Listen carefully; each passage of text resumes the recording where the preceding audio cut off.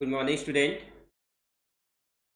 Today I am going to discuss a new chapter in which we study of the three measures to find the central tendency of the data, that is mean, median and बताया था mean क्या होता है class 9 में। Central tendency of data होता है जो किस पे बेस होता है, वैल्यू ऑफ ऑब्जर्वेशन पे। का क्या था मीडियन, ये क्या था सेंट्रल टेंडेंसी ऑफ डेटा, ये भी होता है but this is depend upon number of observation.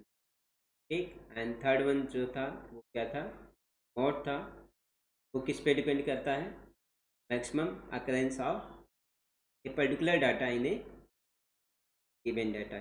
In data में एक पर्टिकुलर डाटा का जो मैक्सिमम अकरेंस होता है उसके उस पर डिपेंड करता है उसका जो सेंट्रल टेंडेंसी ऑफ डाटा होता है। डाटा जो ज़्यादा अकर करता है वही क्या कहते हैं गिवन डाटा। ये था तो क्लास 9 में हम लोग डिस्कस के बारे में। अब उन्हीं चीज़ को हम क्या करेंगे, कैलकुलेट करेंगे। क्लास 9 में क्या था, अनग्रुप डाटा था। 10th में क्या है, क्लास 9 में हम लोग ने क्या किया था, डिस्क्रीट डाटा को, अनग्रुप डाटा को ग्रुप में कन्वर्ट किया था। एक डिस्क्रीट फ्रीक्वेंसी डिस्ट्रीब्यूशन टेबल बनाया था, दूसरा क्या बनाया था। अब उसी ग्रुप फ्रीक्वेंसी डिस्ट्रीब्यूशन का हम क्या करेंगे, मीन, मीडियन है और कोई दिक्कत। चलिए सेंट्रल टेंडेंसी, ठीक है। जब हम measurement of central tendency of data कर रहे थे, बताया था मीन, मीडियन और सेंट्रल टेंडेंसी ऑफ डाटा। जब बात करते हैं मतलब किसके बारे में डिस्कस कर रहे होते हैं, मीन के बारे में बात कर रहे होते हैं, मीडियन के बारे में बात कर रहे हैं। तो इस लेक्चर में हम डिस्कस करेंगे सिर्फ about the mean of data, mean of data के बारे में। मीन ऑफ डेटा क्या है, तो जब अनग्रुप डाटा था उस केस में हम लोगों ने क्या किया था, ऑब्जर्वेशन हमारा क्या है, x1 है, x2 है, x3 है, dot dot dot dot xn। तो इस केस में डॉट हमने बताया था कि जो मीन होगा, मीन इज इक्वल टू क्या होगा, sum of observation of observation means जो ऑब्जर्वेशन है, डेटा है, सम ऑल डेटा अपॉन क्या था, नंबर ऑफ ऑब्जर्वेशन, ऑब्जर्वेशन। तो अगर डेटा हमारा क्या है, x1 x2 x3 है अप टू xn तक है, इट्स मीन्स क्या हो जाएगा, सम ऑफ ऑब्जर्वेशन, ऑब्जर्वेशन कौन हुआ, एक x1 हुआ, दूसरा x2 हुआ, तीसरा x3 हुआ, x4 हुआ, डॉट डॉट डॉट xn तक है। यहाँ से मीन्स क्या हो जाएगा, x1 plus x2 plus x3 plus dot dot dot up to xn। Observation add करेंगे अपान क्या हो जाता है, नंबर ऑफ ऑब्जर्वेशन कितनी हुई, 1 से लेके कितने तक है, n तक है, तो नंबर टोटल ऑब्जर्वेशन कितनी मान किया।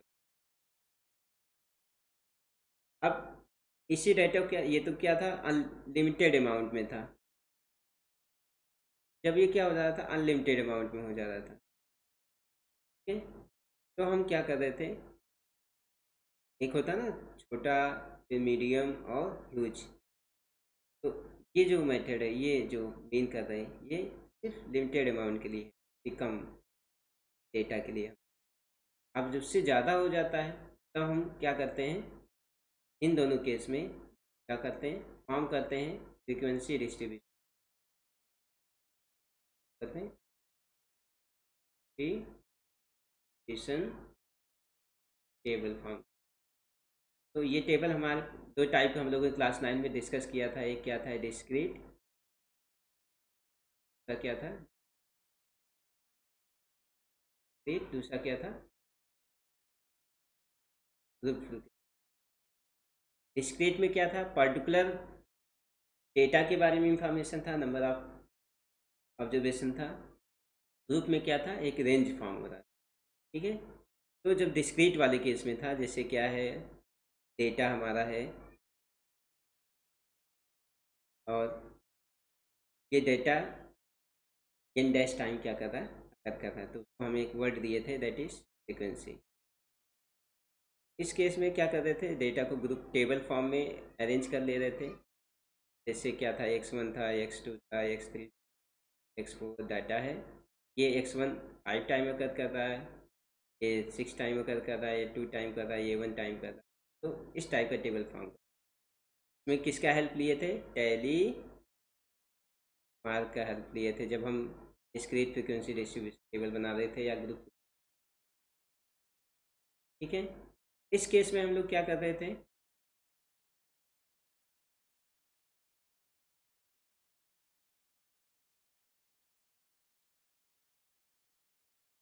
जैसे ये डाटा है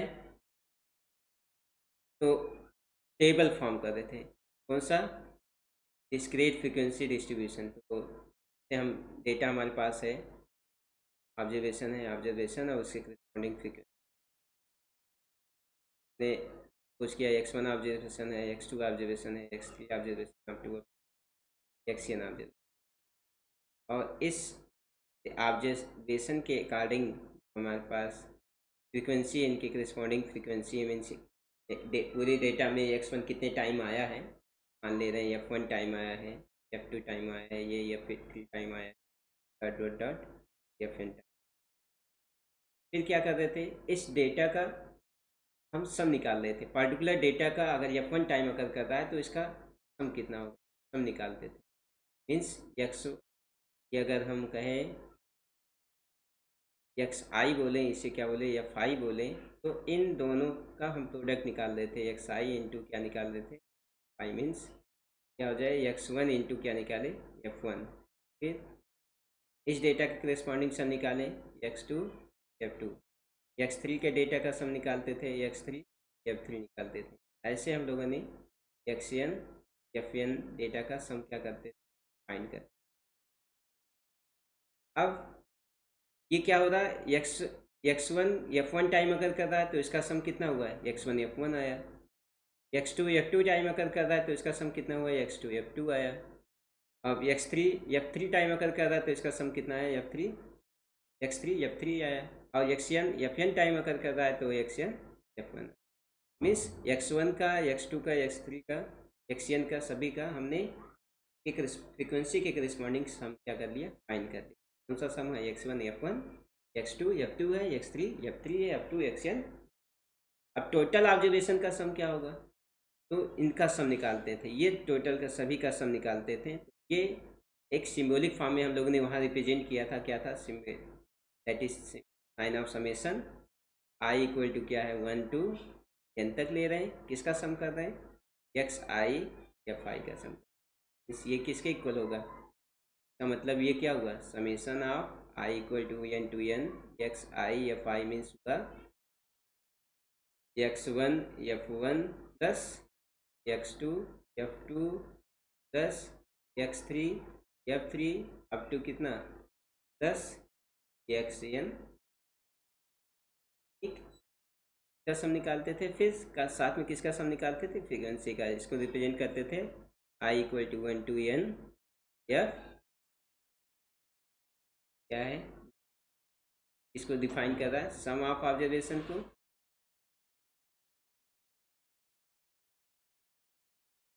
और ये किसको डिफाइन कर रहा है, total number of observation. That is summation i equal to 1 to n f। That is का मतलब क्या हुआ, इसका सम f1 f2 प्लस f3, ऐसे सभी का sum f1 plus f2 plus f3 up to कितना, प्लस ऑब्जर्वेशन। ठीक, तो यहाँ पे हम लोगों ने मीन क्या फाइंड किया था, इस मीन को हमने एक सिंबल फॉर्म दिया था x बार, मीन था। दिस इज इक्वल टू क्या होता है, sum of observation upon number of observation. Sum of observation किससे रिप्रेजेंट किया गया है, sigma i equal to n to n fi xi या xi fi upon summation of i equal to n to n f, the formula जो हम लोगों ने class 9th में। ठीक है, अब इस लेक्चर में हमें जो पढ़ना है, इसके बारे में पढ़ना है, मीन ऑफ ग्रुप डेटा के बारे में। वो तो किसके बारे में था, अनग्रुप डेटा के बारे में। अब हम किसके बारे में पढ़ना, हमें मीन ऑफ ग्रुप डेटा के बारे में। उसमें 3 मेथड हैं। 3 मेथड में से हम तीनों मेथड, पहला क्या है डायरेक्ट मेथड, दूसरा क्या है अज्यूम्ड मीन मेथड, और जो तीसरा मेथड है वो मेथड है स्टेप डेविएशन ठीक है। इस लेक्चर में हम सिर्फ किसके बारे में बात करेंगे, डायरेक्ट मेथड के बारे में। डायरेक्ट मेथड को कैसे, अगर कोई डाटा दिया है उसका मीन फाइंड करना है तो डायरेक्ट मेथड से कैसे उसको क्या कर सकते हैं, फाइंड कर सकते हैं। ठीक है, चलो इसमें पहला जो स्टेप होगा, जो डेटा दिया होगा वो डेटा किस फॉर्म में दिया होगा, ग्रुप फॉर्म में। क्लास इंटरवल है उसका, क्लास इंटरवल होगा उसमें, और उसके करस्पॉन्डिंग क्या होगा, फ्रीक्वेंसी दिया होगा। ठीक है, इस फॉर्म में डेटा दिया होगा आपको। ठीक है, वर्टिकल फॉर्म में भी हो सकता है या हॉरिजॉन्टल फॉर्म में। हमें हॉरिजॉन्टल फॉर्म में सपोज करके बता दें 0 to 10 दिया हो, 10 to 20 दिया हो, 20 to 30 दिया हो, मगर यहाँ पे जो डाटा दिया होगा वो एक्सक्लूसिव फॉर्म में ही दिया होगा। हम यहाँ पे जो मेथड मीन निकाल रहे हैं वो किस डाटा का निकाल रहे हैं, जो क्लास इंटरवल होगा वो किस फॉर्म में होगा, एक्सक्लूसिव फॉर्म में होगा। ये ध्यान रखना, किस फॉर्म में होगा, एक्सक्लूसिव फॉर्म में ही होगा। तो इसमें पहला स्टेप होता है, तो पहला स्टेप होता है उसमें हमें क्या करना होता है, डिटरमाइन करना होता है, determine the mid value of class interval, value of class interval. Class interval का हमें क्या फाइंड करना होता है, मिड वैल्यू फाइंड। क्या फाइंड करना होता है, mid value find. This is equal to होता है, इससे हम डिनोट करते हैं मिड वैल्यू को एक्स आई से। इक्वल टू होता है क्लास का अपर लिमिट, क्लास का lower limit whole by class का upper limit plus lower limit by. फिर सेकेंड जो स्टेप होता है, सेकेंड कॉलम, ये फर्स्ट कॉलम हो गया, सेकेंड कॉलम में लिखते हैं right the frequency, right the frequency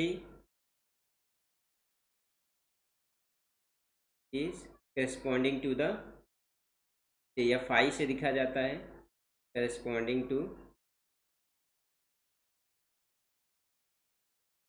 each x i. Each x i के करस्पॉन्डिंग क्या करते हैं, उसके इसके रिस्पेक्ट में उसकी अभी कैसे। थर्ड स्टेप हम क्या करते हैं, find the product of x I and.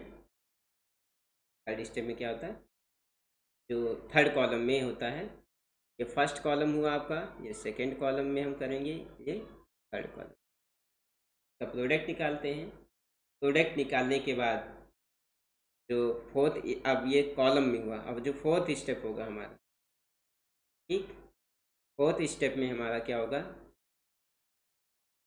Fourth step जो अब हम करेंगे स्टेप है ये, फोर्थ स्टेप में क्या करेंगे, find the sum of all the frequencies, सभी फ्रीक्वेंसीज का हम क्या फाइंड करेंगे, हम फाइंड करेंगे। मीन्स इसको डिनोट करते हैं किससे, sigma i equal to n to n f i, one to n f i find करेंगे। फिर फिफ्थ स्टेप में क्या करेंगे, find the sum of all the product of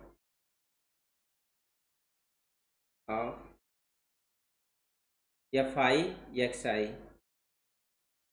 ठीक है, इसको किससे डिनोट करते हैं, sigma i equal to n to n f i.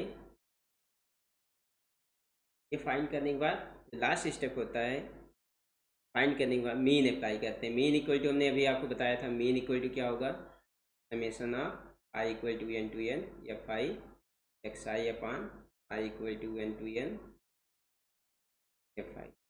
Formula क्या करते हैं, अप्लाई करते हैं टू फाइंड द। जैसे यहाँ देख लो, हमारे पास डाटा क्लास इंटरवल हम एक अज्यूम कर रहे हैं, लेट कर रहे हैं, क्लास इंटरवल हमारे पास क्या है